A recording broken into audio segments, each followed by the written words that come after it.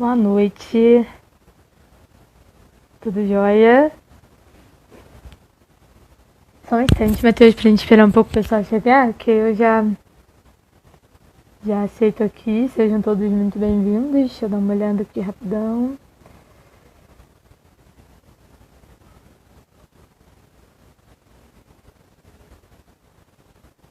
Tudo bem, pessoal? Vamos chegando aí. Boa noite, boa noite. Bom ver todas as pessoas aqui reunidas, né? Daiane, Matheus, nosso parceiro que vai falar com a gente hoje, Lucas, Ângelo, Vinícius, Adriano, Vivi, Carol, Peixoto, Abi Floriano, sejam todos muito bem-vindos. Vai chamando o pessoal, todo mundo, para entrar nessa live agora, porque o nosso papo é sério, vai ser um papo maneiro demais, bacana pra caramba. A gente só vai esperar mais um minutinho só para ver o pessoal chegando aqui, né? Vamos entrando, vamos chamando, vai enviando agora, pessoal, para o pessoal chamando, quem ainda não tá por aqui, vai chamando as pessoas para que elas possam assistir, porque eu tenho certeza que a live de hoje vai ser bem produtiva. Tória, Ana Gnani, que bacana, sejam bem-vindas. Vamos lá então, pessoal, porque hoje vai durar bastante, então não vamos enrolar, né? Sei que ainda tem gente para chegar, mas manda aí que vai chegando o pessoal aos poucos. Bom, essa semana a Oficina de Valores se propôs a falar a respeito do aborto, né? Contra o aborto. É um assunto que está sendo muito pautado nesse momento, principalmente por causa da questão da STF. A gente vai falar mais sobre isso hoje. Mas a oficina se deu ao trabalho de conversar sobre isso, né? Abrir um diálogo a respeito disso, de um assunto que é muito importante. Então hoje, especialmente hoje, a gente vai falar da questão do aborto a partir das questões jurídicas. E nós vamos ter o nosso amigo Matheus Quintão. Ele vai se apresentar pra gente, vou aceitar aqui para ele poder entrar. Tá aqui, tá dando aguardando. O Matheus vai falar pra gente hoje sobre toda essa questão jurídica. Amanhã tem questão psicológica e na quinta uma questão médica. A gente fala mais sobre isso também no final. Aí fica um convite para quem perdeu hoje, já chama lá os seus amigos. Tá conectando aqui. Eu tô botando aqui a... Opa! Já tá aí, Matheus, que bom! Tá me vendo? Não tô te vendo ainda. As pessoas estão ouvindo a gente bem? Também não sei se estão me ouvindo bem. Engraçado, eu tô tentando ativar aqui minha câmera frontal aqui rapidinho. Sem problemas, Matheus. Todo mundo ainda chegando, ainda tem mais gente para chegar. O assunto hoje é importante. Quanto mais gente aqui para ouvir sobre ele, é melhor. Mas hein, Carol, eu vou solicitar novamente, que parece que só tá ativada a câmera da frente, né? Não sei porquê. Eu tô tentando aqui botar a frontal, mas não tá indo. Beleza, eu vou cancelar aqui então e aí eu tento te convidar. Tá, Pode beleza. ser? Uhum. Rapidinho, gente, problemas técnicos. Pessoal, quem quiser aí também fazendo suas perguntas, tiver algum questionamento, coloca aí agora, porque, bom, vai ficar meio perdido, mas mais pro final a gente vai abrir para responder. Acho que agora foi, hein? Ih, não tá te vendo ainda. O pessoal já tá vendo o Matheus aí? Deixa eu ver. Eu apareço ou não tá aparecendo? Não tá aparecendo, eu só consigo ouvir sua voz. Curioso. Você quer tentar solicitar você de novo? Que aí a gente tenta uma última vez pra gente ver. Tá, senão na pior das hipóteses eu troco aqui de celular, pego o celular aqui do meu pai, qualquer coisa. Tá tranquilo. Tá, rapidinho então. O pessoal tá falando aqui, ó, Yara, só a voz do Matheus. O som tá ótimo, que bom. Mas vamos tentar. O Matheus vai me chamar dessa vez pra ver se a gente consegue. Vai solicitar aqui, eu vou aceitar. Vamos ver, esquisito, gente. Galera aí que é boa, com coisa tipo aqui, ó. Matheus, vamos lá.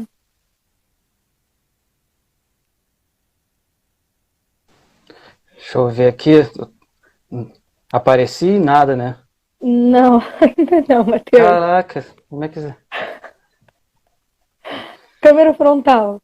E essas dificuldades tecnológicas acontecem com todo mundo. Então peraí, eu vou ganhar tempo. Vou pegar aqui um outro celular aqui emprestado aqui, então rapidinho. Não, tranquilo. Gente, olha só, eu sou péssima com tecnologia. Eu criei o Instagram tem algumas semanas apenas, mas, mas também não sei absolutamente nada. A Daiane tá falando que sai e entra novamente. Opa, Niterói presente. Fica aí, Niterói. A gente vai já começar. Carol, vou ficar mandando coração enquanto isso, à vontade. Vamos tentar aqui, o Matheus, Daiane, falou que vai tentar. Daiane é namorada do Matheus, gente, que lindeza, né? Daiane vai tentar pegar outro celular. Vamos ver se ele consegue, né? Com outro celular, qualquer coisa a gente encerra a live, ok, pessoal? E a gente recomeça novamente para a gente poder ter acesso. A Adriana falou, ó, pode ser a limitação do modelo mesmo, trocando de telefone pode resolver. Eu também acho que pode resolver assim, e aí a gente consegue solucionar esse problema. Mas enquanto isso, pessoal, então, amanhã a gente vai ter uma live sobre essa questão do aborto e essa questão psicológica, né?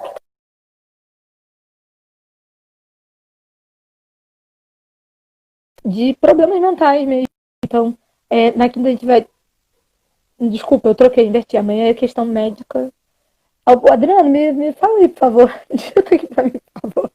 Amanhã é questão médica e quinta é a questão psicológica, se eu não me engano. Eu acho que é isso mesmo. Para que todos estejam presentes, né? O Matheus hoje preparou algo bem bacana. Eu estou muito animada e ansiosa para ouvir. Estou muito ansiosa para ouvir também a de amanhã e também a de quinta-feira, assim, né? Vai ser 3 numa tacada só para a gente poder falar sobre essa briga toda que tá rolando aí na internet, de aborto não, essa questão do STF. Então, nessa ordem mesmo, confirmaram aqui. Obrigada. Então, eu tô bem animada e empolgada para assistir de verdade, né? Às vezes a gente até sabe que a igreja é contra o aborto, mas a gente não entende o porquê, o que está acontecendo, né?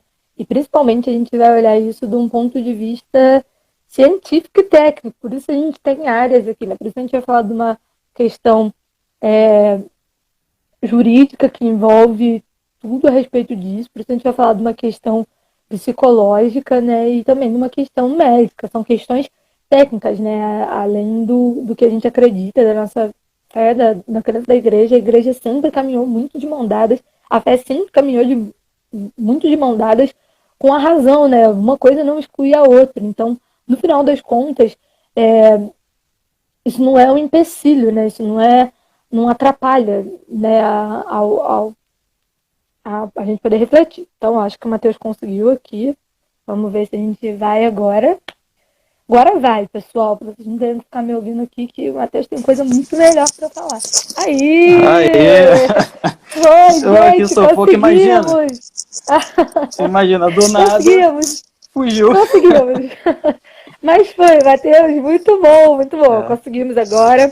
Então, se apresenta pra gente aí e vamos dar a introdução aí ao nosso assunto de hoje. Tá ótimo. Então, pessoal, né, boa noite. Desculpa aí esse contratempo aí tecnológico, né? Esses celulares Xing Ling é fogo, né? Não, mas então sou advogado, né? Me formei na UCP, né, que é na cidade de Petrópolis. Me formei em 2015.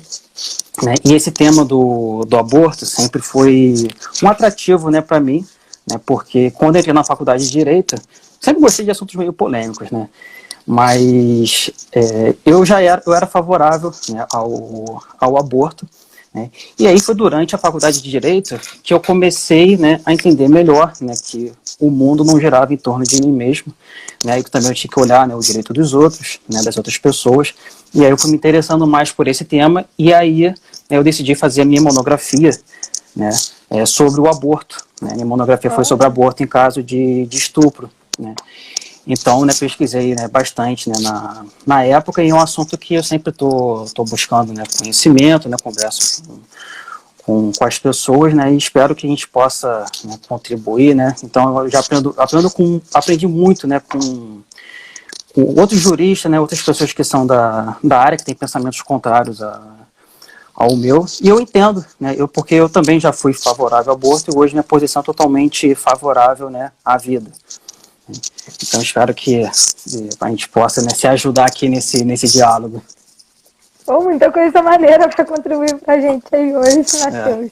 Então eu queria que você começasse dando um pouco de panorama geral, acho que as pessoas não têm muita ideia ou noção de como como está a legislação sobre isso.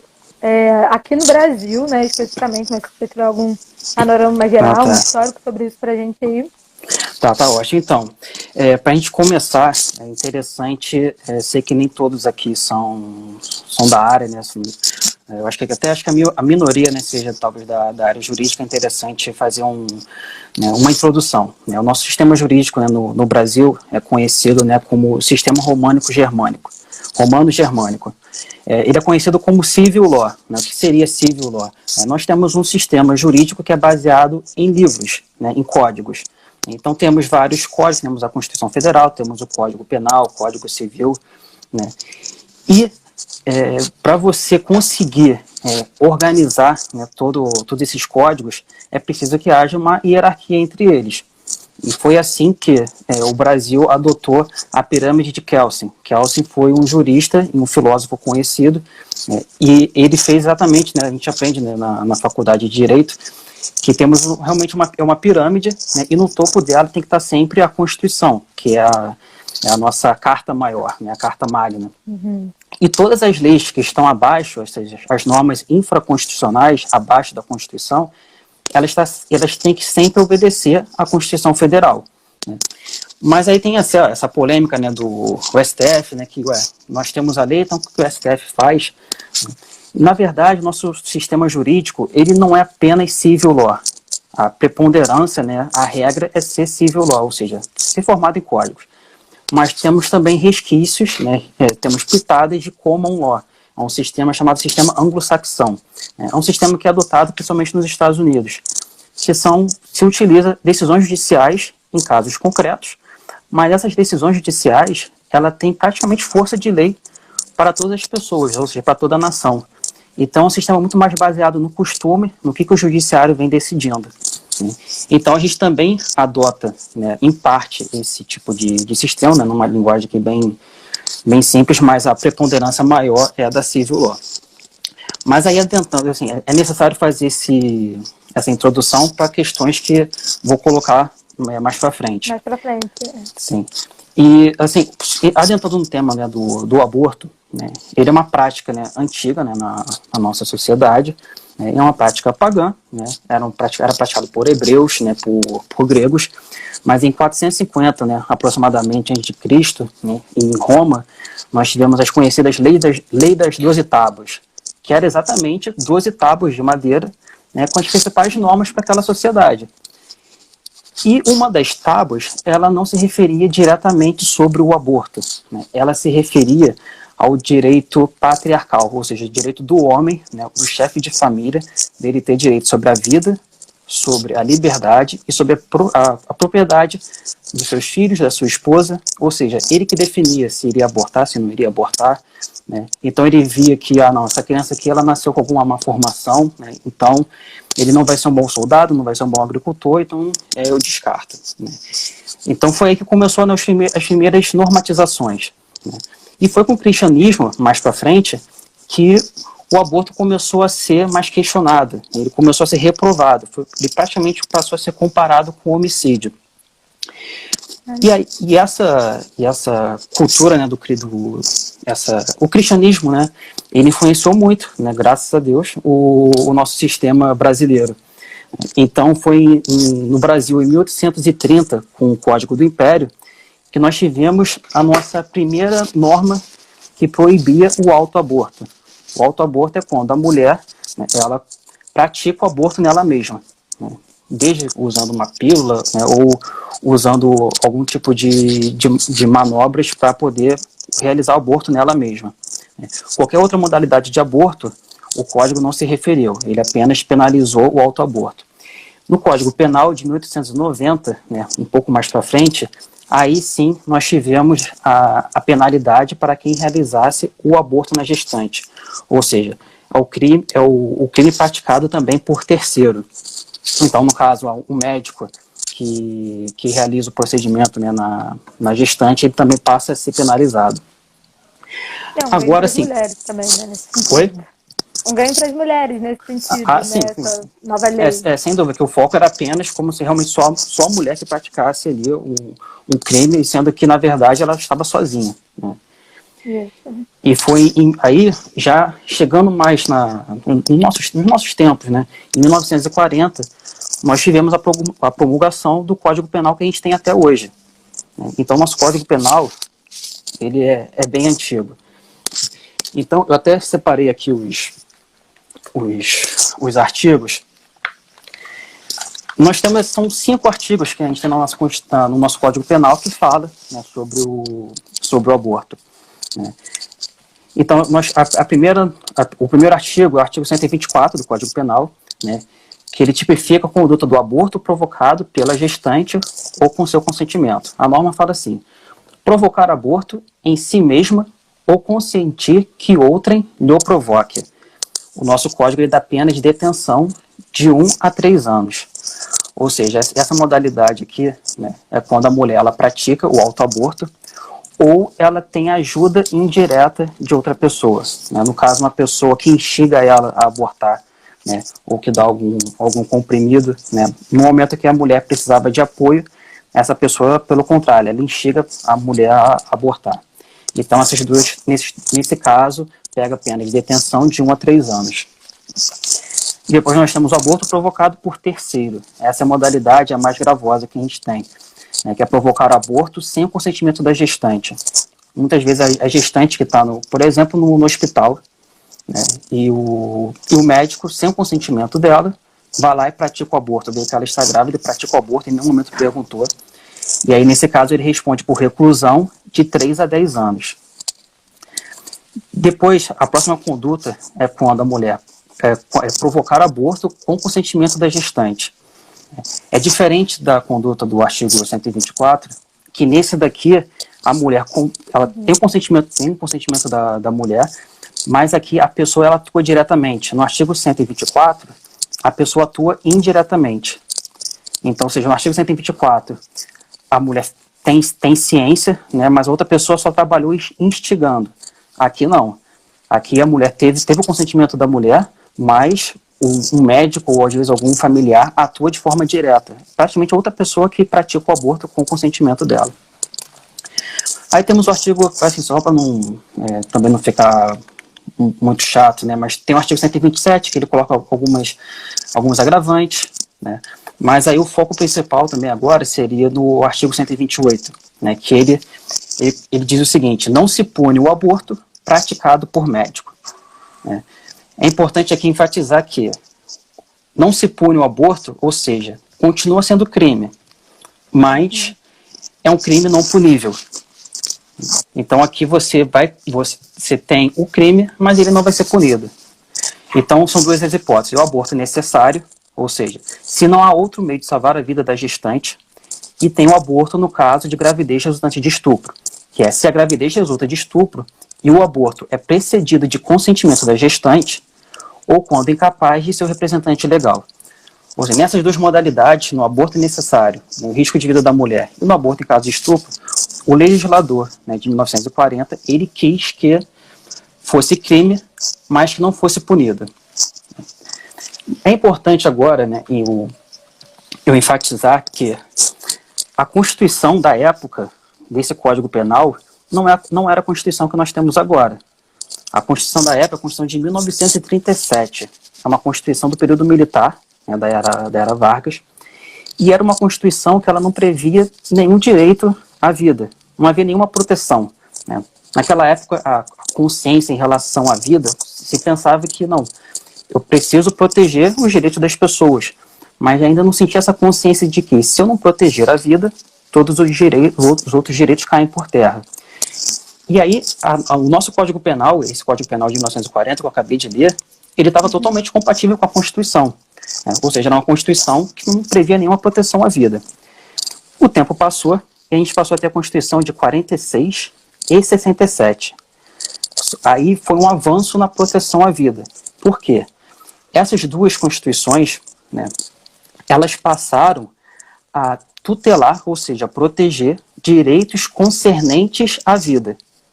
Antes nós não tínhamos nenhuma proteção constitucional, ou seja, na Constituição. Agora temos os direitos concernentes à vida. Vou ler de forma bem rapidinha o que dizia a Constituição. Ela falava assim: a Constituição assegura aos brasileiros e aos residentes no país a inviolabilidade dos direitos concernentes à vida, a liberdade, a segurança individual e a propriedade. Ou seja, não é que se tutelava diretamente a vida. Na verdade, você tutelava direitos a respeito da vida. E mesmo assim, por causa dessa relativização, né, da proteção à vida, o Código Penal de 1940 ainda estava compatível com a nossa Constituição. A grande reviravolta acontece agora com a Constituição de 88, que é a Constituição que está valendo até os dias de hoje. É a nossa última Constituição, né? Exatamente, a nossa última Constituição. Que é uma Constituição que a gente precisa parar para pensar que é uma Constituição, naquela época, que era o que o povo brasileiro estava enfrentando. Né? Não só o povo brasileiro, mas todo... Não cai não, hein? Desculpa, gente. Perdão, caí aqui, estava super prestando atenção e esbarrei aqui. Tranquilo. Então, a nossa Constituição era de 88, ou seja, uma Constituição que o povo, as pessoas ao redor do mundo, já tinham passado por uma guerra mundial, tinham passado pela Segunda Guerra Mundial. Ou seja, a reflexão sobre direitos humanos estava maturando, ou seja, estava criando uma maturidade. E aí a nossa Constituição, né, vendo todo esse cenário mundial, né, e toda a inconstância aqui do Brasil, passou a tutelar, né, o direito à vida, mas de uma forma diferente do que estava antes. Antes nós tínhamos direitos concernentes à vida. Agora a nossa Constituição ela diz o seguinte: todos são iguais perante a lei, sem distinção de qualquer natureza, garantindo-se aos brasileiros e aos estrangeiros residentes no país a inviolabilidade do direito à vida, a liberdade, a igualdade, a segurança e a propriedade. Ou seja, aqui temos dois pontos que não tinha na Constituição anterior. Né? Todos são iguais perante a lei. Ou seja, não importa a sua condição de vida, de nascimento, condição financeira, sua raça. Né? Aqui a nossa Constituição já queria deixar de lado, né, todos os resquícios de ditadura militar, de nazismo, de todos os sistemas totalitários. É um avanço, né, para o povo brasileiro. Sim, totalmente. Gigantesco. A nossa Constituição, muitos criticam por ela ser muito prolixa, né? Mas em relação a essas garantias, né, a direitos fundamentais, né, nesse ponto ela foi muito bem feita. E aqui ainda tem um ponto que é interessante, que ela diz, sem distinção de qualquer natureza. Poderia ser simplesmente todos são iguais perante a lei. E já parte para o próximo ponto. Mas tem essa observação, sem distinção de qualquer natureza. E depois, a grande diferença para a Constituição anterior, que antes dizia inviolabilidade dos direitos concernentes à vida, mas assim, agora, ou seja, agora é o próprio direito à vida que é inviolável. Antes eram os direitos concernentes à vida.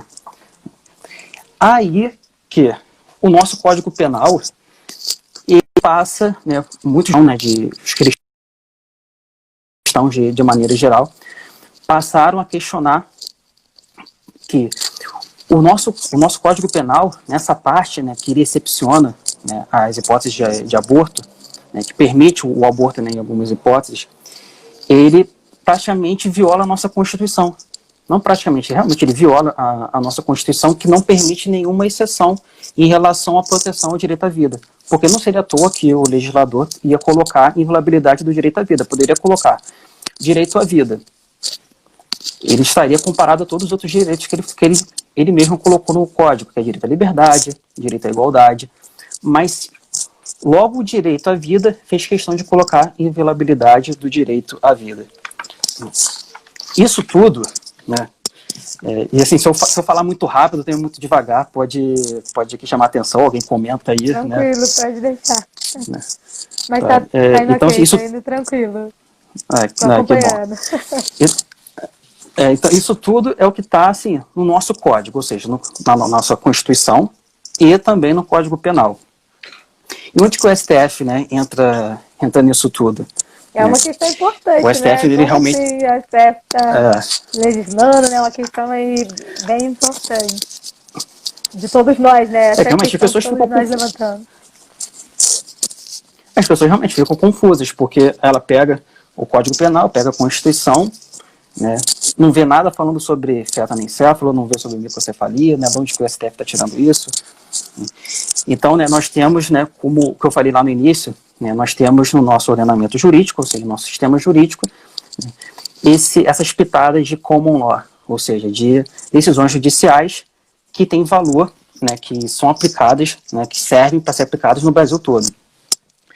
E é o que a gente chama de jurisprudência, ou seja, se você tem um conjunto de decisões, né, de um tribunal sobre um assunto, você tem um entendimento do tribunal sobre aquele assunto específico, sobre o aborto, você cria uma jurisprudência, ou seja, a jurisprudência do STF, quando diz no jornal, né, a jurisprudência do STF, é o entendimento do STF sobre aquele assunto. E no caso do aborto, ele tem uma jurisprudência, né, que ele fechou em 2012, sobre o fetoanencefalo, né. E eu sempre gosto de falar que eu gosto de sempre de mencionar, né, quem propôs essa ação, né, porque o STF ele não acorda de manhã cedo e pensa assim, hoje eu vou decidir sobre aborto, né, vou lá legislar, né. Então assim, até se a gente quiser ser levado a sério, né, no debate público, na conversa mesmo com as pessoas, né, a gente não pode, né, sair falando que não, o STF decidiu, acordou de manhã cedo, vou criar uma lei. Então, a gente até entendo, porque assim, tem umas críticas a fazer realmente, mas não funciona assim, dessa forma. Então, sobre o fetoanencefalo, né, ele teve essa decisão em 2012, que foi uma ação proposta pela Confederação Nacional dos Trabalhadores da Saúde. Propôs uma ação chamada, foi a DPF 54, esse nome é a DPF, que é Ação de Descumprimento de Preceito Fundamental.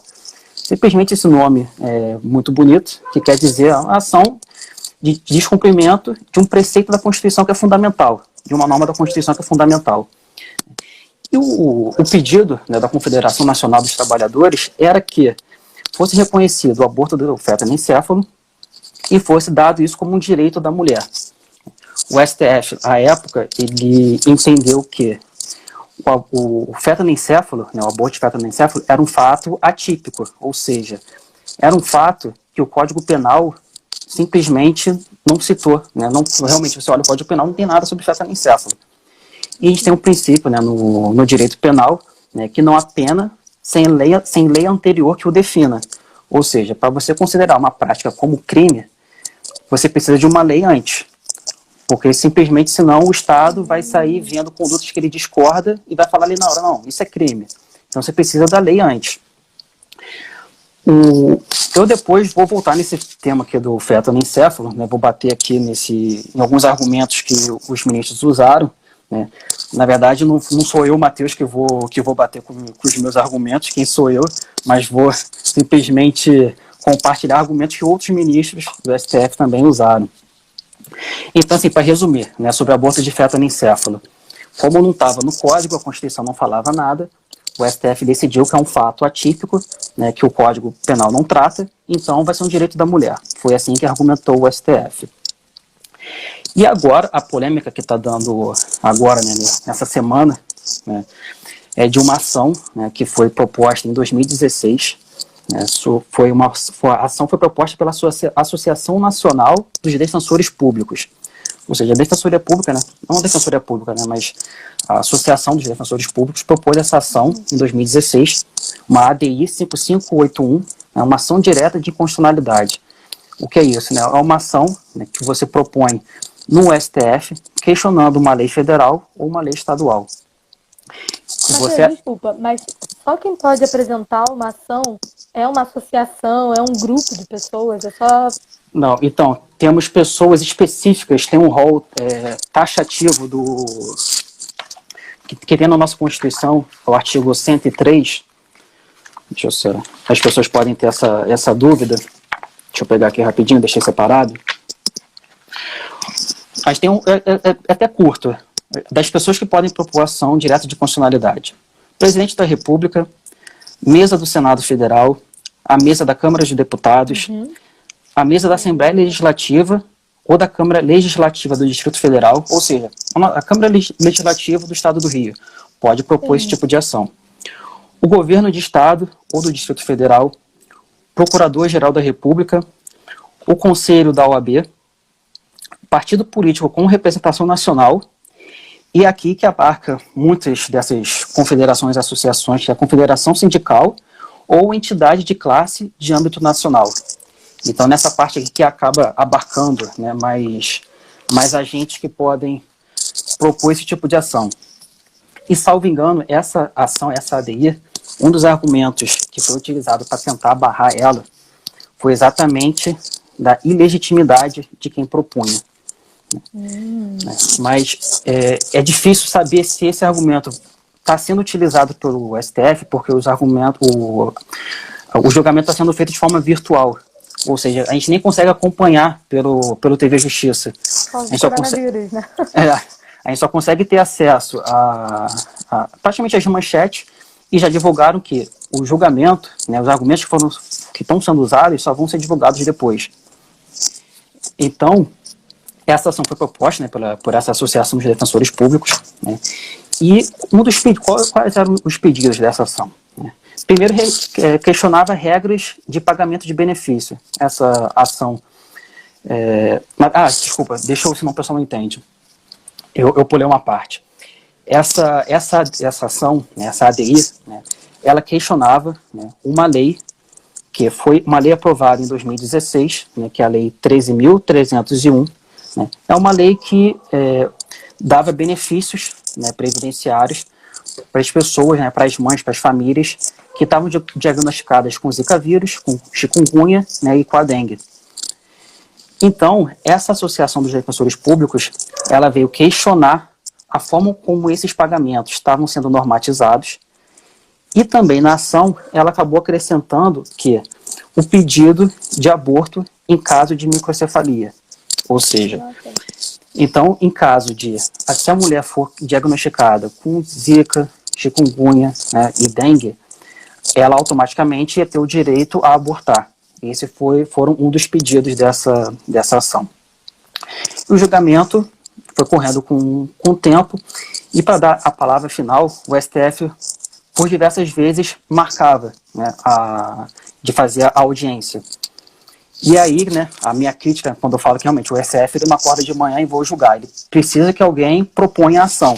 Mas a partir do momento que alguém propõe essa ação, aí cabe ao STF, quando ele quiser, julgar a ação. E, curiosamente, agora, na época de quarentena, né, ele agendou, né, pautou esse julgamento. Né. A minha crítica, né, é no sentido de que, no momento que a gente precisa que a gente tenha os poderes, né, judiciário, legislativo, do executivo unidos, você propõe um tema que naturalmente divide a população, no mínimo, ilógico, incongruente. Bom, mas ele tentou pautar diversas vezes e pautou agora. E eu, né, vi muitas pessoas comemorando, né, naturalmente, né, que o placar praticamente já... Estava 6-0. 6-0. E praticamente... Eu queria que você explicasse isso para as pessoas, porque realmente é confuso. As pessoas não entendem se acabou, se não acabou. Isso ainda está meio perdido na cabeça das pessoas. Né? É um placar de futebol, mas será que realmente acabou, não acabou? Né? Porque realmente o STF volta a decidir esses temas. Assim, o que eu posso falar tranquilamente é que, assim, essa discussão não acabou. Por quê? Essa ADI, né, o que a gente já conseguiu ter acesso é que o STF ele não está julgando o mérito da questão. Ele não está julgando os pedidos. Você não está julgando o pedido que questiona as regras de pagamento e não está julgando se o aborto vai ser ou não permitido. Por que ele não está julgando? É o seguinte, agora, se não me engano foi em março, foi promulgada uma outra lei, a Lei 13.985. E o que essa lei fez? Essa lei, ela mudou as regras de pagamento desses benefícios da lei anterior, da Lei 13.301, que eu acabei de falar. Ou seja, essa ação direta de constitucionalidade, ela questionava uma lei federal que agora acabou de ser modificada. E aí a razão de ser dessa ADI, dessa ação direta, caiu por terra. O STF está argumentando agora de que a ação está prejudicada. Ele não tem como julgar o mérito da questão, porque é como se o mérito da questão tivesse desatualizado.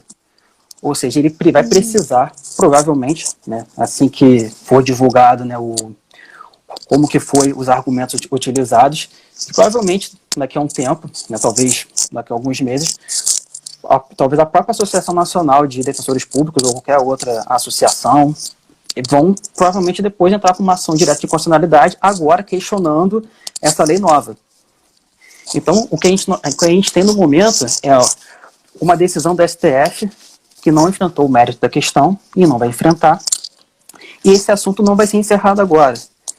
Então, assim, realmente, é uma vitória, né, parcial, né, do movimento pró-vida, né, a favor da vida, né, mas é um assunto que precisa ser muito mais amadurecido, né, na nossa sociedade, e é importante que as pessoas entendam realmente como que funciona, né, esse nosso sistema jurídico, porque senão realmente agora as pessoas relaxam de certa forma, não, acabou, nunca mais vai ser falado sobre microcefalia, né, e esse julgamento sobre a microcefalia teve como base exatamente a decisão do STF sobre anencefalia.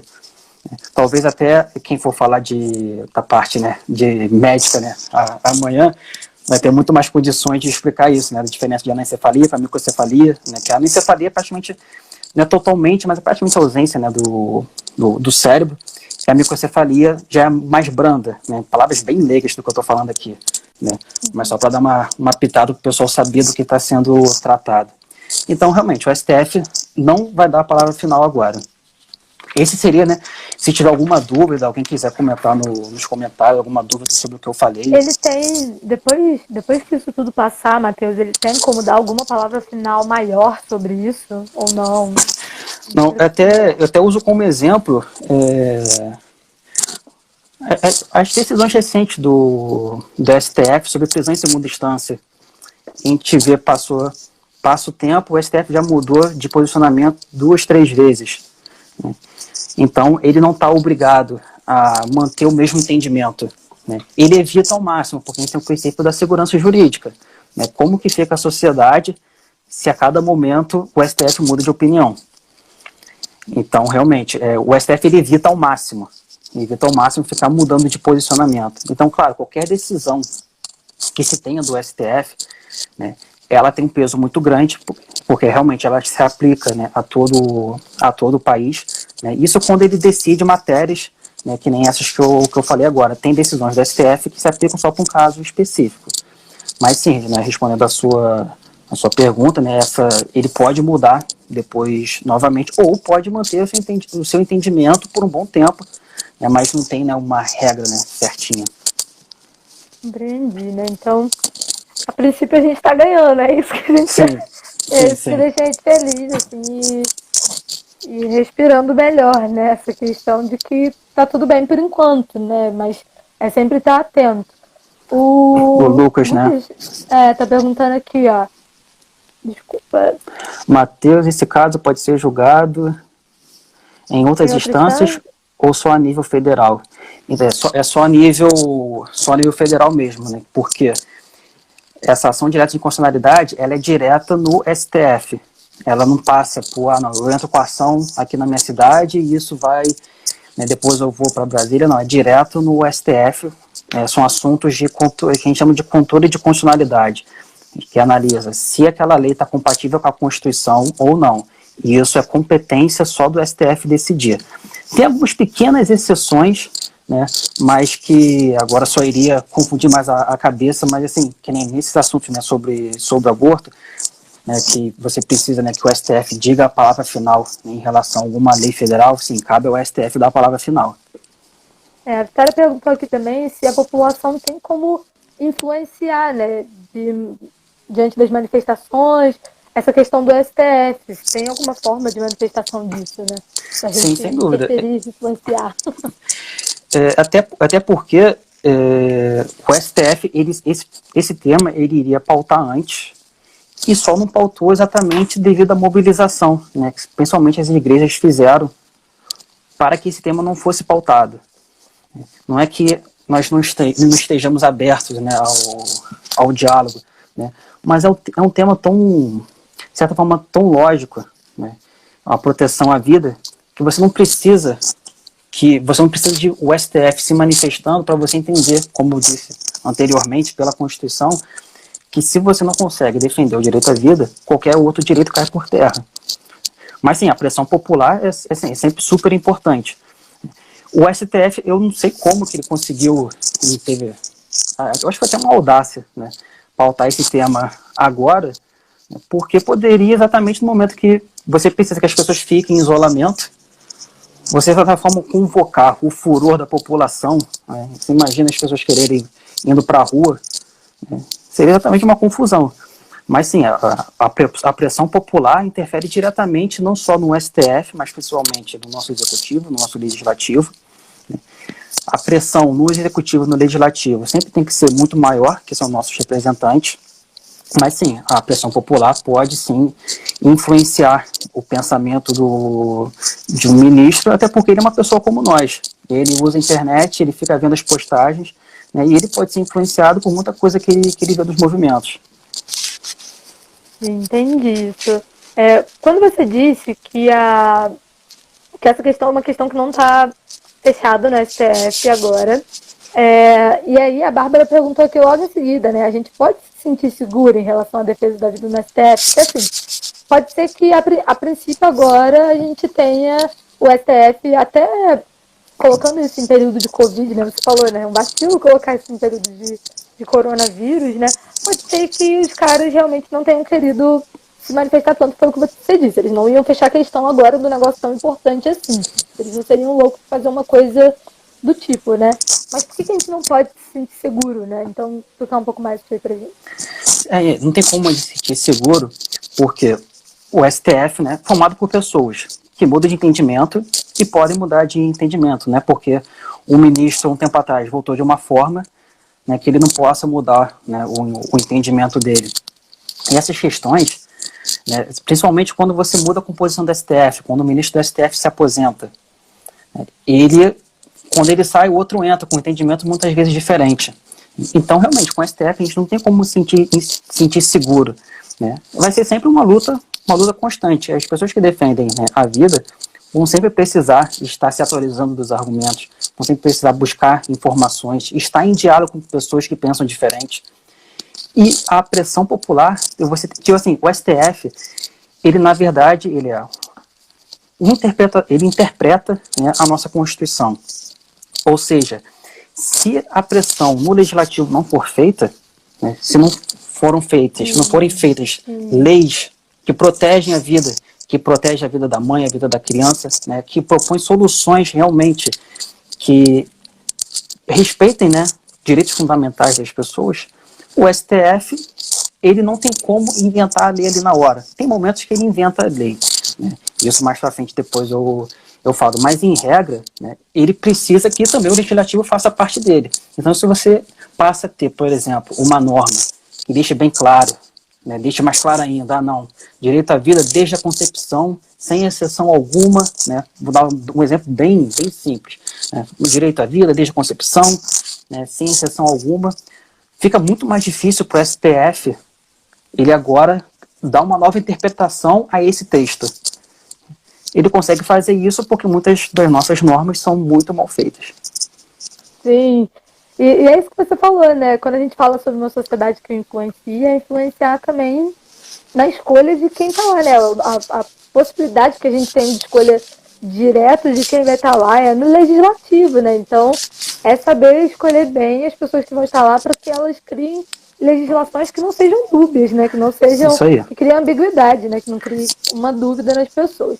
Até aproveito aí, Matheus. Até veio assim aqui agora, né? Que sempre quando tem momentos de eleição, a gente foca muito, né, no presidente, né? E a gente vê que o presidente, ele não é o monarca, ele não tem o poder todo nas mãos dele. Então, o nosso voto em relação aos deputado estadual, federal, esses temas principalmente são decididos pelo deputado federal que vai lá e faz a lei, né? Se a gente simplesmente vota numa pessoa que me dá um benefício aqui e outro ali, e depois eu vou reclamar que o STF está decidindo de forma contrária ao meu interesse. Ele está interpretando, é isso. Ele está interpretando, exatamente. É isso. Você falou aí, Matheus, do negócio que me chamou a atenção, que foi essa questão do legislativo decidir sobre ações sociais que pautem e ajudem mais e abarquem mais essa proteção da mulher, essa coisa de estar atento para que a gente não chegue aos finalmente de um aborto ou de ter que chegar a alguém pensar nisso, né? Tipo, então eu gostaria que você falasse um pouco para a gente do que você tem falado no meio jurídico, né? O que você tem dito sobre propostas ou o que você tem pensado a respeito disso, né? Você falou que fez uma monografia, teve alguém que falou lá em cima. Conta pra gente um pouquinho Sim. disso pra gente. Então, assim, fala um pouco pra gente, né? A gente tem algumas propostas, né, de leis que tramitam, né, no Congresso. E é difícil essas propostas, está cada vez mais difícil essas propostas irem para frente, né, porque exatamente a população vota mal. Né? Então, assim, você imagina para você aprovar, né, um projeto de lei, né, em que você precisa muito da maioria, né, dos deputados para você votar aquilo, você precisa passar por várias comissões, né, você simplesmente não reúne todo mundo e vota, você passa por várias comissões, né, para você conseguir aprovar uma medida, aprovar uma lei. Então, realmente, a gente precisa votar e votar melhor. E temos alguns projetos de lei. Por exemplo, tem um projeto de lei 478 de 2007. Ele proíbe o Estado de privar o nascituro de direitos. É uma medida, né, é um projeto de lei que visa exatamente impedir que exista exceção para se abortar o nascituro, né, ou seja, o feto, né, o embrião, né, a criança. É um projeto de lei, né, que ele já se arrasta por um tempo, né, desde 2007, e quando se parece que você vai conseguir formar uma maioria, né, aí você tem que parar a tramitação porque não se tem maioria para votar. E é um projeto de lei que ele prevê exatamente maiores proteções, né, ao nascituro e também à mulher, né, ele prevê hipóteses de adoção, né, e assim, tem diversos projetos que estão correndo hoje na nossa Câmara, assim como tem projetos exatamente para se aprovar o aborto, que também são dezenas. Mas assim, o PL, né, o projeto de lei 478, né, é um dos mais ou o mais famoso. Né. Temos agora o projeto de lei 4754 de 2016, esse é mais recente. Esse eu vi muitas pessoas, né, se referindo a esse projeto, porque ele prevê o crime de responsabilidade dos ministros do STF. E esse projeto foi muito elogiado, eu também gostei desse projeto, mas a visão prática dele talvez não venha a ser efetiva. Eu espero estar errado, né? Mas assim, meu papel sempre é alertar, né, as pessoas. Por quê? Esse projeto, né, de crime de responsabilidade do ministro do STF, quem vai dar a palavra final, né, se o ministro do STF vai sofrer impeachment, se for aprovado, vai ser o Senado Federal. E os senadores, em caso de crime de responsabilidade do senador, ele é julgado pelo ministro do STF, né, que vai dar a palavra final. Ou seja, você se coloca no lugar do senador. Você sabe que o ministro do STF vai te julgar se você sofreu um impeachment, né, se você entrar com processo de impeachment contra você. Você não vai querer realmente dar a palavra final do impeachment em relação a ele. Né? Então, realmente, é da República, então você tem que saber jogar conforme as regras. Então, assim, é um projeto de lei que a intenção realmente é muito boa. E eu torço, né, para que a gente vote bem, que para esse projeto dar certo, você precisa de, realmente, senadores éticos. Precisa de senadores que não tenham, desculpa a expressão, rabo preso com o ministro de STF. Porque, senão, é um projeto que não vai surtir efeito nenhum. Então, mais uma vez, se a população também não souber votar para senador, é um projeto de lei que, se aprovado, vai ser elas por elas. Tem um outro projeto de lei aqui do estado do Rio de Janeiro, né? Ele é o 3553, é de 2017, é recente. E se alguém depois quiser o número desses projetos, que eu estou aqui falando rápido, depois eu passo, me chama no privado que eu mando. Mas ele é um programa de orientação à entrega de bebês à adoção. Eu achei bem interessante, é um projeto que tem recebido bastante crítica, né, de movimento pró-aborto, né, e realmente é interessante a gente ouvir essas críticas, né, para que se melhore sempre o projeto, mas eu vejo com muito, muito bons olhos, né, porque ele não foca simplesmente na mulher que queira abortar porque sofreu um estupro, né, mas na verdade são para todas as mulheres, né, em situação de vulnerabilidade. E a intenção é realmente dar a opção de adoção. Assim, muitos podem achar até estranho, né? Tipo, poxa, né, você simplesmente, a mulher vai meio que se livrar da criança. Mas se parar para pensar, isso assim, ao meu ver, entre ela procurar uma clínica clandestina para abortar, né, e você poder oferecer a opção da adoção, né, até a adoção depois eu vou falar que, vou dar mais detalhes sobre como é a adoção aqui no Brasil, mas a adoção ela realmente pode ser uma solução, uma das soluções, né, para o nosso Brasil. É até uma experiência que eu tive aqui na Igreja Carmelo, aqui de Petrópolis. Uma vez eu fui lá e aí eu achei curioso que tinha um local que era exatamente um local para você colocar a criança, você colocava ela num local digno, né? E aí as irmãs do Carmelo, elas recebiam essas crianças para educar. Ou seja, mães, né, que não tinham condições, realmente estavam em situação de vulnerabilidade, muitas vezes sofrendo ameaça dos seus maridos, elas iam até o Carmelo, colocavam essa criança nesse lugar, as irmãs acolhiam, né, e assim, você se coloca no lugar da mãe, ela vê que se a criança continuar com ela, essa criança vai acabar morrendo. Ela ia até o Carmelo, doava, realmente era uma adoção, as irmãs adotavam, né, essa criança, e educavam, e era feito de uma forma que também as irmãs do Carmelo respeitavam até a privacidade da mãe. Se a mãe quisesse não ser vista, né, teria como, né, tem um mecanismo, né, que você não consegue ver o rosto. Então, assim, a gente precisa ser criativo, né? Eu achei esse projeto de lei tem tudo para dar certo. A gente ouvindo, né, a parte contrária, as críticas, né, a gente vê o que agrega e o que não agrega, a gente continua.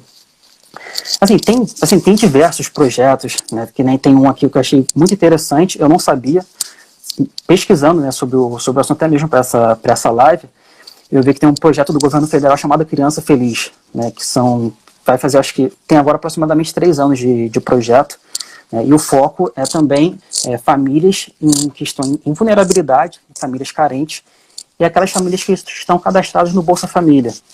Ou seja, a família que está cadastrada no Bolsa Família, ela pode recorrer à prefeitura da sua cidade, né, uma forma de ela conseguir ter acesso a esse programa.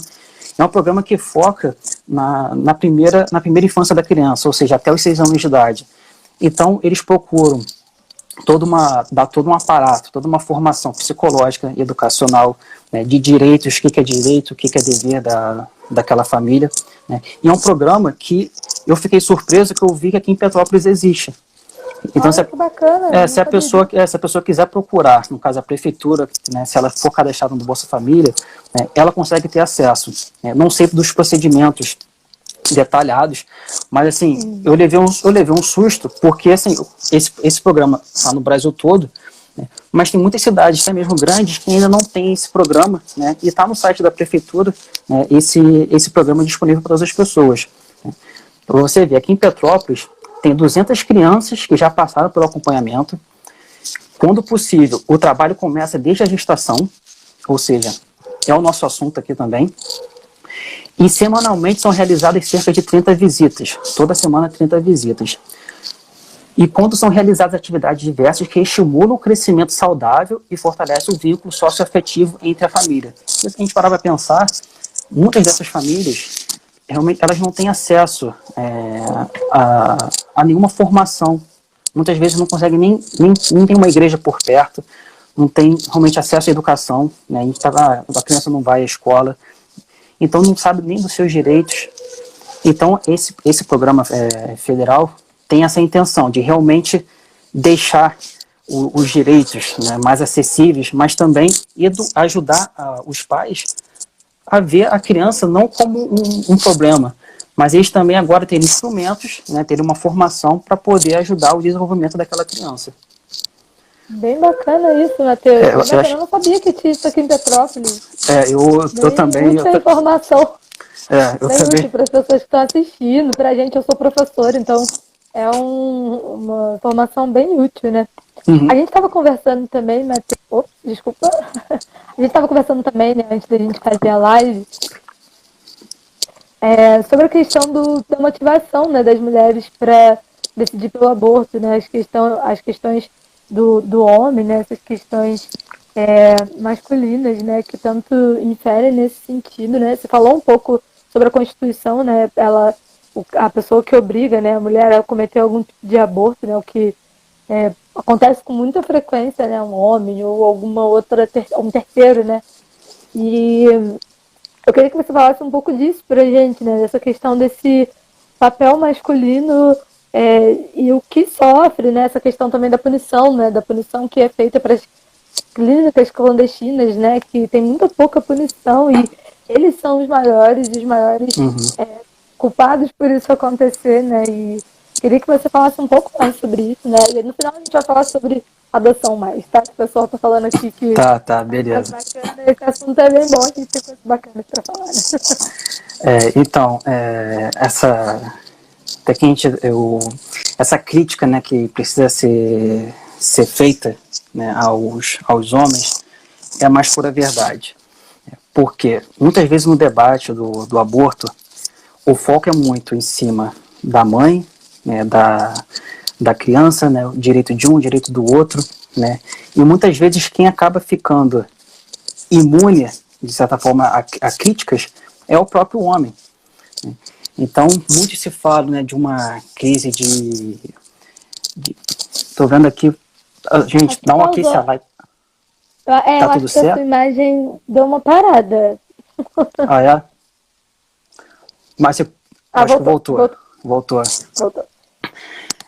Então, a gente fica muito preso, até mesmo no. Se você for conversar com qualquer pessoa de opinião contrária, o foco fica muito entre o que é direito, né, da mulher, né, direito da criança, né. E a gente parando para pensar, a gente não consegue ver muitas vezes que a crítica ao homem fica muitas vezes esquecida.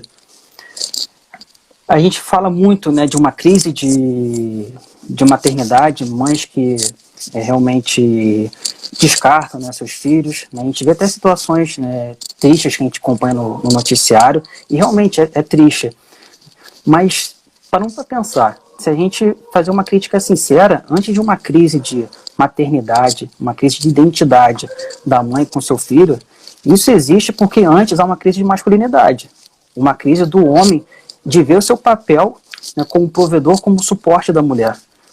Eu falo isso até uma autocrítica, né, porque a gente, muitas vezes, a gente aprende, né, no dia a dia, né, não, coisas da casa, muitas vezes não, é com a mulher, não, criança é com a mulher que fica com a criança, né, e isso vai sendo incutido, né, nas pessoas, de que não, o homem fica num posicionamento mais afastado, a gente cria no homem, né, o homem, na verdade, praticamente se estimula nessa posição de que não é da minha conta sobre isso, eu não tenho responsabilidade. Né?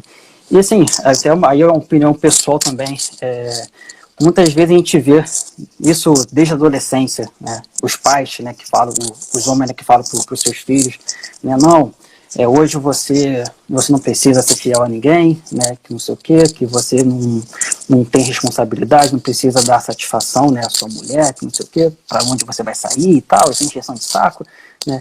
Então assim, estou dando um exemplo bem, um pouco mais extremo, mas isso vai criando, né, no homem um sentimento de total irresponsabilidade. E isso depois, mais tarde, muitas vezes quando ele vê, né, a esposa, né, a mulher, a pessoa com quem ele teve relação, ter uma criança, a primeira atitude que ele faz é sair fora. E depois nós temos que arrumar meios, né, de resolver esses pepinos, né, que foram criados.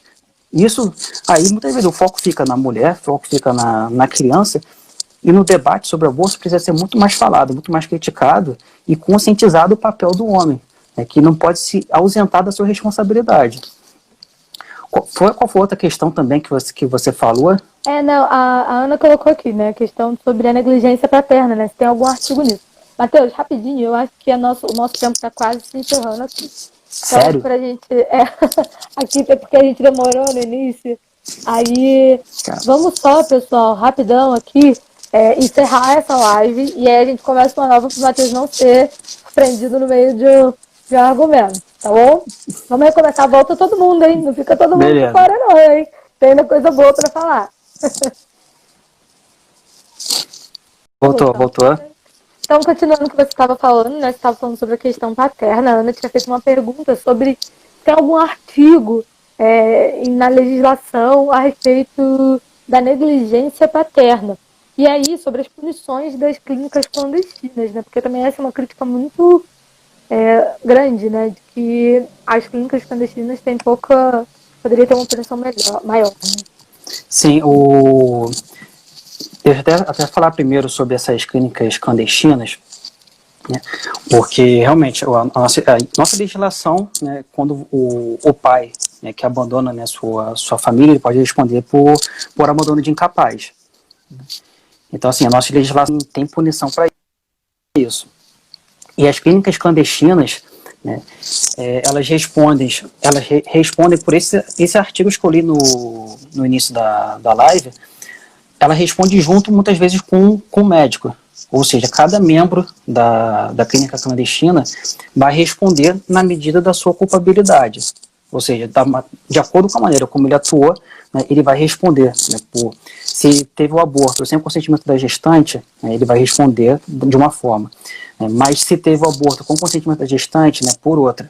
Então, essa mesma legislação, esses mesmos artigos que trata sobre o aborto no Código Penal, né, que eu li mais no início da live, são os mesmos que são aplicados às clínicas clandestinas. E fica muitas vezes... Desculpa, Matheus. E qual que é o tipo de punição para, assim, diretamente, né, falando sobre isso? Então, a punição é a prisão, né, mas vou até detalhar aqui a prisão, que nós temos a prisão de reclusão, né, temos a prisão de reclusão e detenção. Né, aqui nas modalidades do aborto, por exemplo, quando o aborto é praticado pela própria gestante, por exemplo, né, é pena de detenção.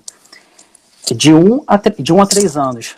Detenção é quando você não pode começar no regime fechado. Tem um regime fechado, tem um regime semiaberto e tem um aberto. Ou seja, na hipótese que a mulher pratica o aborto nela mesma, né, ela vai responder por detenção de 1 a 3 anos, mas ela não pode começar a pena no regime fechado. Ela começa no semiaberto ou no aberto. As clínicas clandestinas, elas vão responder no artigo 125, 126, 127 do Código Penal, né, que é quando é provocar aborto sem consentimento da gestante. Vai responder por pena de reclusão, de 3 a 10 anos. Ou seja, a pena de reclusão, diferente da de detenção, já permite já o regime fechado desde o início. Ou seja, a pessoa já vai para a prisão direta. E o aborto com o consentimento da gestante também pena de reclusão, mas aí é uma forma mais branda, de 1 a 4 anos. Ou seja, se você tem um consentimento da gestante, ela procurou a clínica clandestina, a pena vai ser menor. Mas se ela foi levada, ela não sabia, né, que ia realizado o aborto, já estava no hospital. Né, e muitas vezes a gente foca, né, até nas clínicas clandestinas, né, sendo que muitas vezes isso acontece em clínica particular, né, clínicas que a gente vê aí todo dia, que acontece aborto, a gente não faz ideia.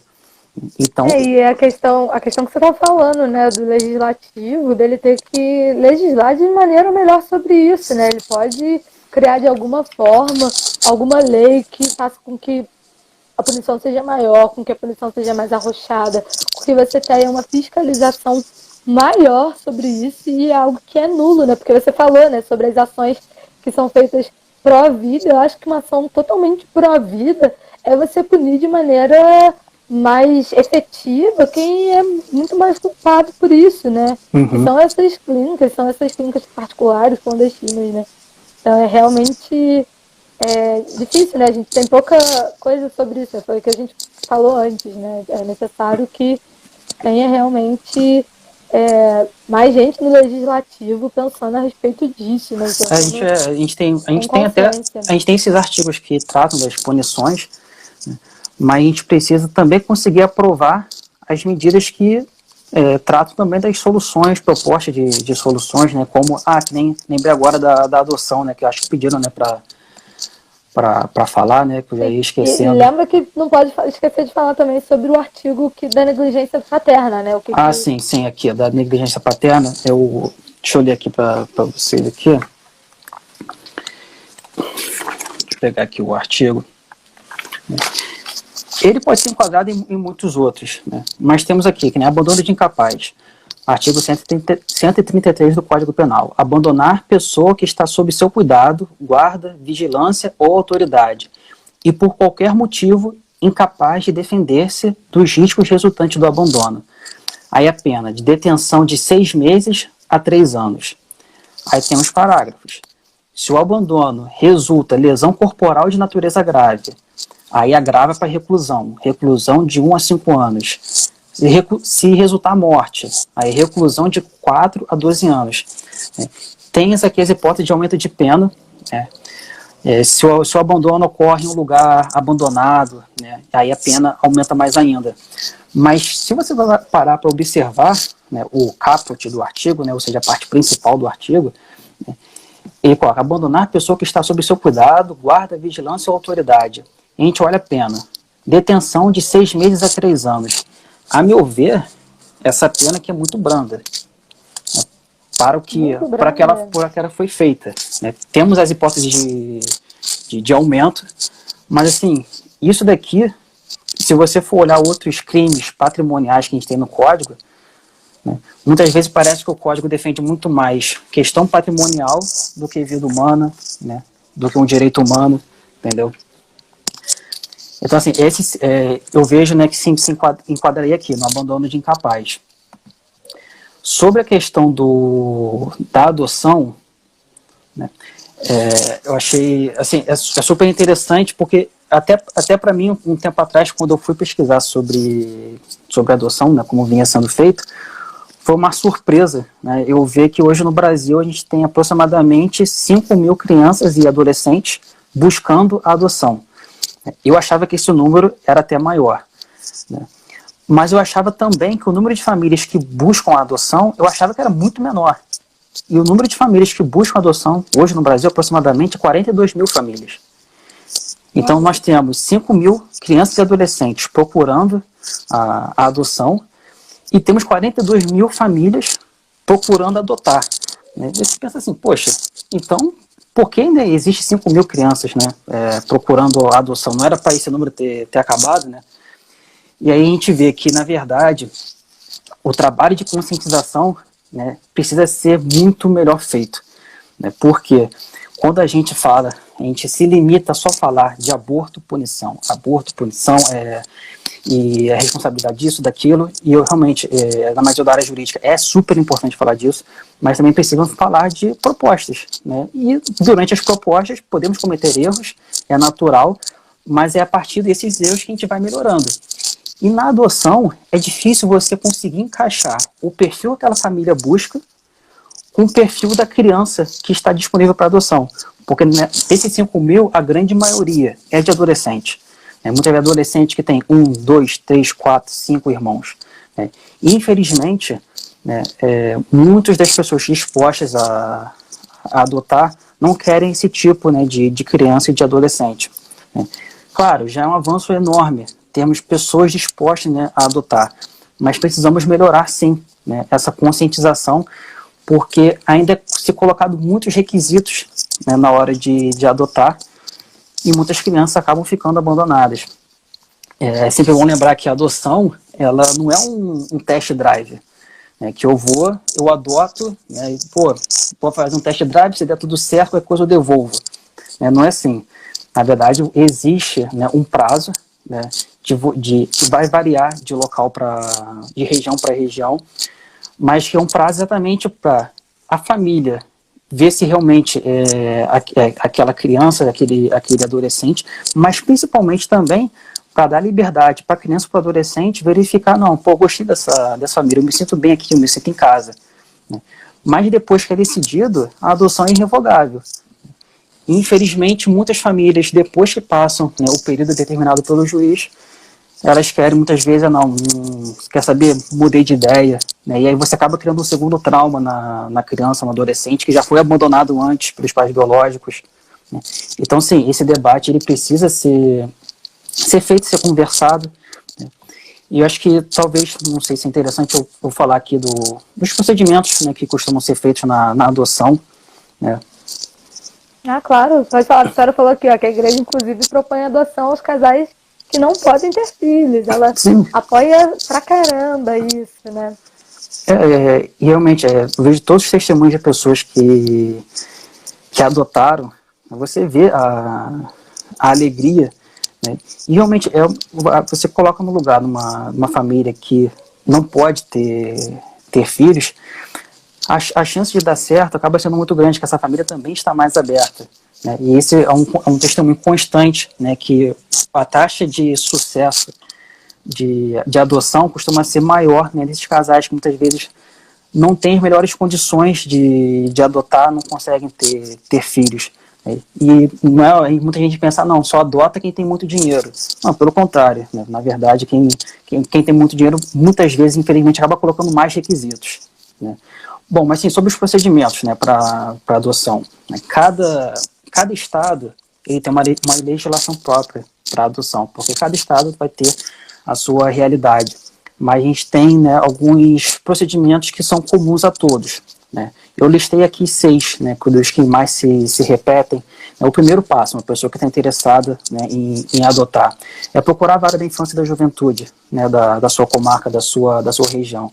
Porque na vara da infância e da juventude você vai conseguir obter, né, as informações específicas de como é o processo de adoção naquela localidade. Esse é o primeiro passo. O segundo passo, né, é você realmente providenciar a documentação básica. A documentação básica é cópia de CPF, cópia da identidade, certidão de casamento ou de união estável, comprovante de residência, né, bons antecedentes criminais, atestado de saúde física e mental. Depois, se alguém quiser, depois eu mando, né, talvez gere interesse, né, Deus ouça, né, gere interesse nas pessoas em adotar, né, depois eu posso mandar essa lista. Então, assim, essas são documentações até básicas que é bom você ter independente do assunto, seja para adoção ou qualquer outra, é sempre bom você ter cópia desses documentos. Esse é o segundo passo. O terceiro passo é, os candidatos, eles participam de um curso. Né? Esse curso, o principal objetivo desse curso é criar essa conscientização. Eles preparam, né, essa pessoa que deseja adotar, né, preparação psicológica, né, de direitos e deveres deles como família e também de quem vai ser adotado, qual vai ser o seu papel, né, que você realmente vai passar a ser pai ou mãe, né, daquela criança, daquele adolescente. E a ideia desse curso é principalmente criar uma conscientização, né, que realmente não é um mercado. Eu não vou ali escolher uma criança ali por trás, realmente. Ali tem uma história, né, cada criança ali, e muitas vezes uma história difícil, que já foi abandonada. Né. Então, quando eles verificam que a pessoa está colocando muitos requisitos, a tendência é realmente a essa pessoa não ser aprovada no próximo passo, que é exatamente a entrevista, né, com uma equipe de psicólogos e assistentes sociais do juiz da vara da infância e da juventude. E é exatamente nesse momento que eles também verificam qual o perfil de criança e adolescente que aquela família quer. Né? Que nem eu já fiz as críticas, né? As famílias colocam muitos requisitos, mas também temos que pensar que também não pode ser algo imposto. Né? Você também não tem como você exigir que a família aceite uma determinada criança, né? E você praticamente larga a criança, né, com aquela família, aquela criança vai sofrer violência ou vai ser maltratada. Vai ser horrível, né? Então, o principal trabalho é de conscientização, né, para que a família, né, aceite um número maior de perfis possíveis, né, para que não se tenha nenhum trauma depois. Aí depois, né, o juiz ele aprova ou não esse candidato, que pode ser uma pessoa, pode ser uma mulher, um homem, né, pode ser um casal. Né, hoje no Brasil, para adoção, né, não existe nenhum pré-requisito, né, se a pessoa está solteira, casada, né, não importa. Não, é a partir quando o nome é aprovado, ele vai para o sistema local e o sistema nacional de adoção.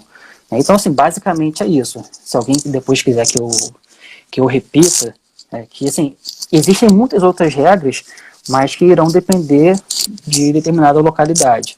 Depois, se alguém quiser, eu posso mandar também no privado, alguém mandar uma mensagem, tá tranquilo. Sim, Matheus, bem bacana e um incentivo bom para as pessoas, né? Para as pessoas que têm o desejo, que não conseguem ter filhos, né?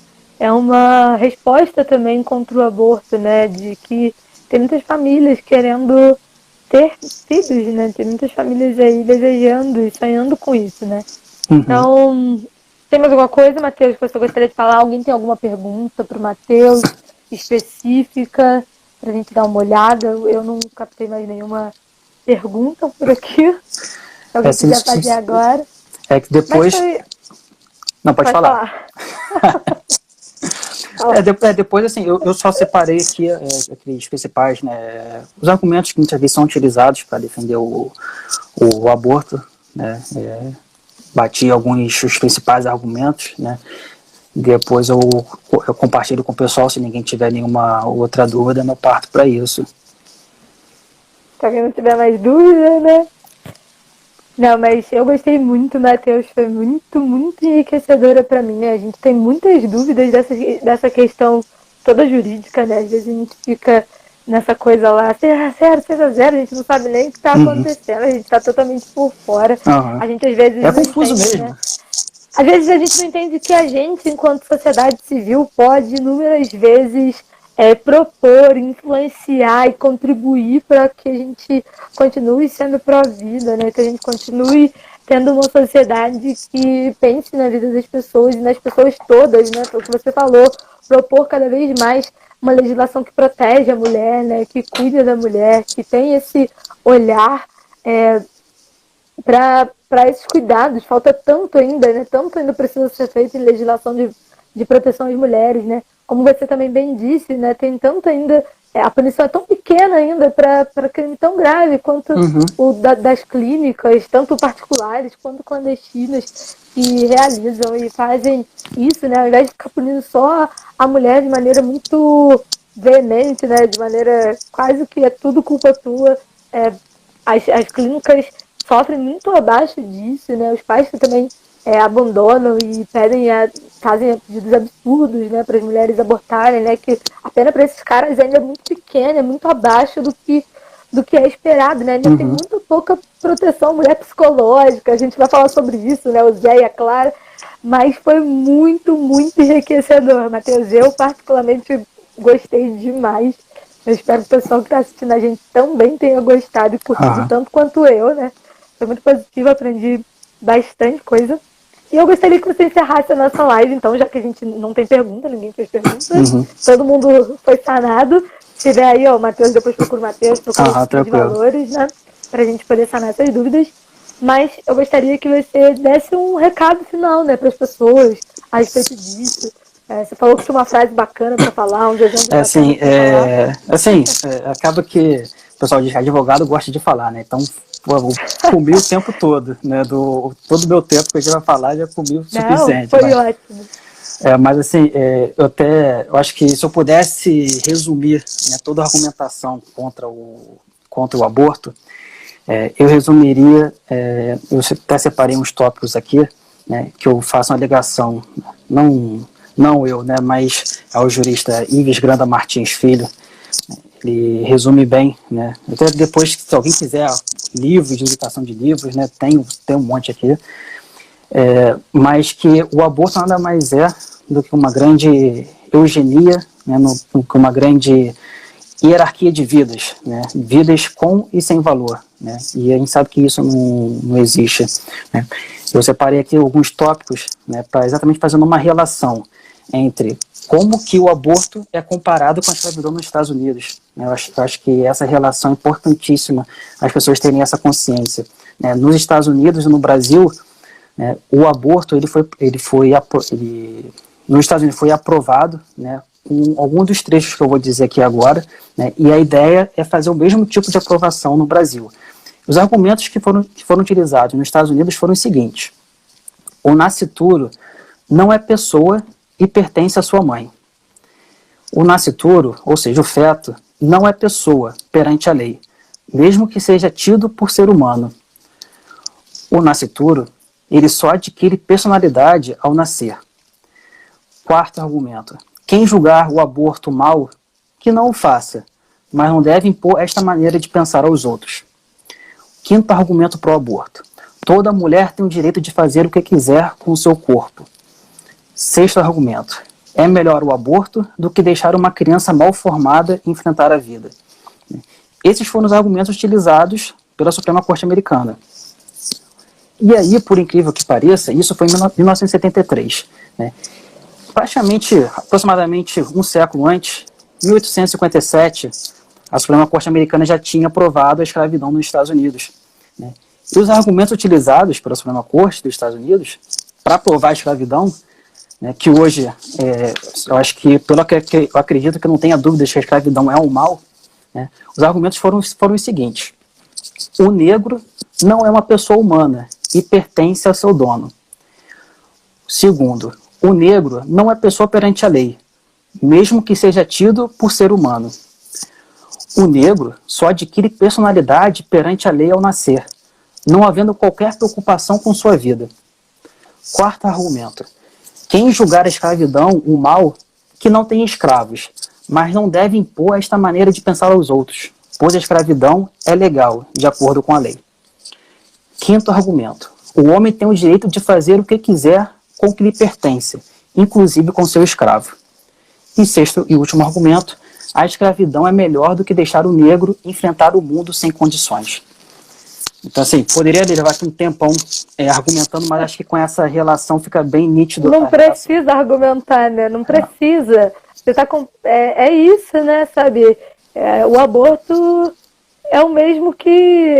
Esses argumentos para o aborto são a mesma coisa que esses argumentos para a escravidão, que são totalmente um absurdo na concepção de direitos humanos, como que disse, né? Assim, seria um retrocesso você aprovar o aborto agora.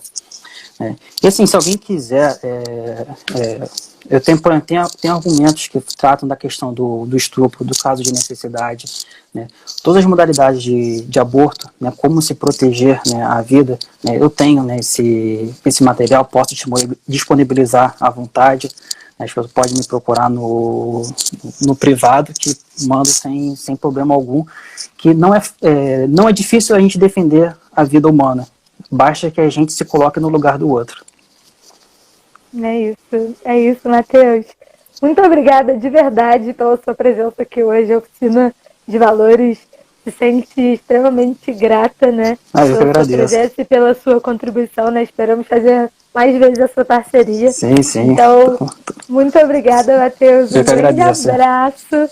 E abraço até mais, hein? Falou, pessoal, abraço. Valeu, boa noite. Tchau, gente.